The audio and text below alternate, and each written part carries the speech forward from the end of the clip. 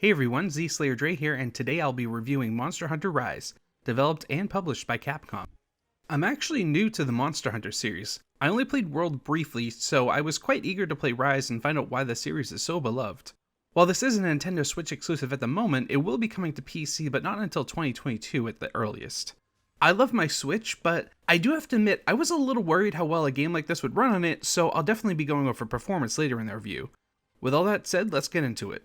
You start off customizing your character along with two companions. While it's not the most in-depth character customization I've seen, it had a pretty decent selection. My only complaint was a lack of hairstyles. I really wish there had been a few more to choose from. For your companions, you'll have both a cat and dog that will accompany you while you hunt monsters. The cat, or Palico, will collect resources for you and has several different roles that you can choose from to aid you in battle, such as healing or bomb throwing.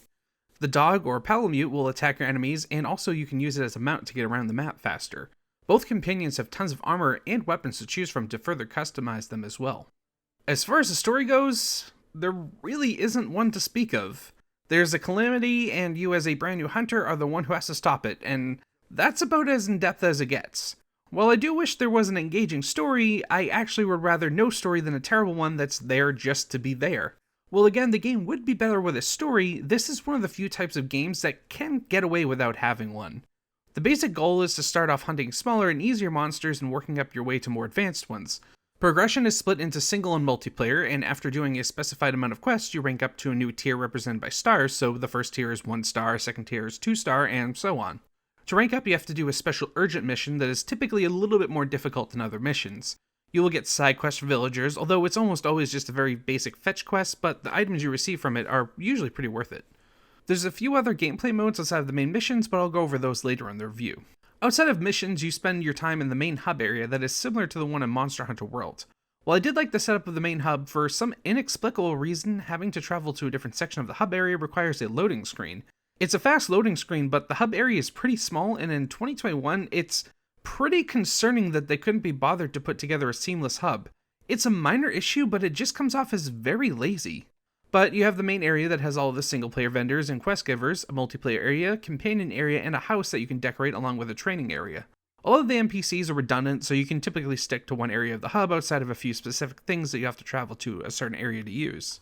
So for gameplay modes, we have our main missions for single and multiplayer, along with an arena and rampage. For the missions, you typically have a specific large monster to hunt, although there are a few fetch quest missions as well. There's a decent amount of map variety, each with their own feel. You have your forest levels, lava level, desert, the usual suspects. For Traversal, you have your mount, along with a special zip line called the Wire Bug.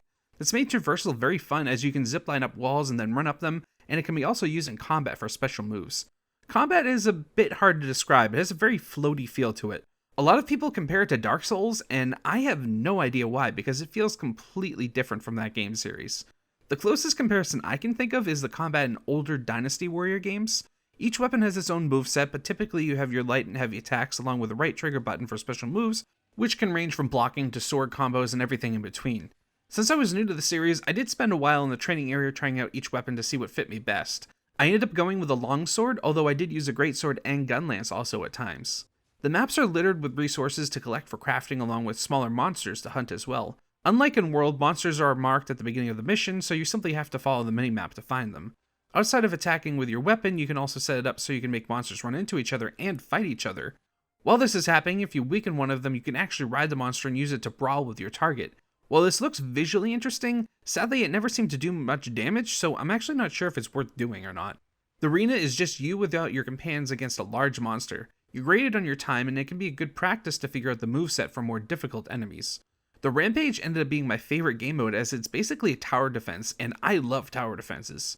You set up your towers in pre-designated spots and have to protect certain key points from waves of monsters. There's a good variety of towers to choose from. Some are automated, while others like the Ballista require you to man them. The multiplayer is up to 4 players along with their Polymutes, leading to larger scale battles. I actually ended up enjoying this mode a lot more than the single player, although I do have to say if you need to gather crafting materials from the map, just do it in single player. Every mission I did, everyone just sprinted to the monster and probably hated me for stopping to pick flowers. The crafting system is used for consumables like health potions along with weapons and armor. The basic gameplay loop is to kill monsters to make better gear so you can fight more difficult monsters that allows you to craft better gear and repeat the process. So that's almost everything there is to the game outside of a few minor things, so let's go over what worked and what didn't. I was very concerned about the frame rate for a game like this on the Switch, and while it wasn't perfect, I was pleasantly surprised as it ended up being a fairly stable 30 FPS. It definitely drops at times, especially in multiplayer, but for a Switch game, it ran very well. The resolution is less than ideal in docked mode, and I do wish they could have made it a little bit higher, although I'll take the performance over a slightly higher resolution. In handheld mode, it does look a little blurry in areas, and while the frame rate is consistent, I didn't find the handheld experience to be enjoyable. As for gameplay, I thought the wire bug for combat and traversal was a great idea. I personally love grappling hook style movesets in games, so for me personally, this was right up my alley. Movement felt a bit stiff also, so this did help make it flow a bit better. The addition of the Palamute on top of the Palico was a great addition, especially for the single player. It kind of makes sense too, in real life people use dogs for hunting, so it felt like a very natural addition to the gameplay. There's an incredible amount of gear to craft and choose from, so I'm sure for the endgame players it will lead to a lot of interesting builds for each weapon. That being said, there's no leveling system or skill tree, and the game desperately needs one because it felt rather barren at times with just a crafting system for progression. Sadly, outside of these few positives, the game has a few issues and outright major flaws. I don't know what's going on with the UI, but it needs a complete overhaul. The menus are unintuitive and visually look like they are from 2 decades ago. Just a few simple changes would make them work much better, and it's like they haven't been updated in multiple console generations. And I could say the same about the combat because it's downright horrendous. I was trying to think of a worse combat system, and I simply can't. There's no weight to the weapons, and I can't believe they shipped a game with hit detection this poor. Outside of the weapons having different movesets, the combat is extremely basic, and you end up spamming the same few things over and over and over and over again, making it extremely tedious after just a few short hours. Outside of the tower defense mode, every hunt plays identically. You spam attacks till the monster runs away, you follow it, hit it 10,000 more times, repeat the process 1 or 2 more times, then go back to the main hub, upgrade your gear, start the process over. I searched everywhere to make sure there wasn't some major part of the game I missed because it feels like this game is missing several key gameplay aspects, but as far as I can tell, I didn't miss anything. It's just an extremely basic gameplay loop, and typically there's nothing wrong with that. The problem is that without a story, a game like this lives and dies on its gameplay, and when the gameplay is this poorly designed, the game suffers severely. All that being said, if the gameplay was fixed, I think it could be an addicting gameplay loop as it's a great concept for a game. If Capcom is willing to put in the work and do a major overhaul of the combat, progression, and UI, I think the Monster Hunter series could be incredible. But since they felt alright releasing a product in this state, I really do not see that happening unless sales numbers drop drastically. While there is some fun to be had in Monster Hunter Rise, unfortunately it has several major issues preventing it from realizing its full potential. So with that being said, I'm going to give Monster Hunter Rise a 5.5 out of 10. If you're a huge Monster Hunter fan, you've probably already purchased this game, but for people who are curious about it, I would say stay away from this one entirely, as I can't even recommend it on sale.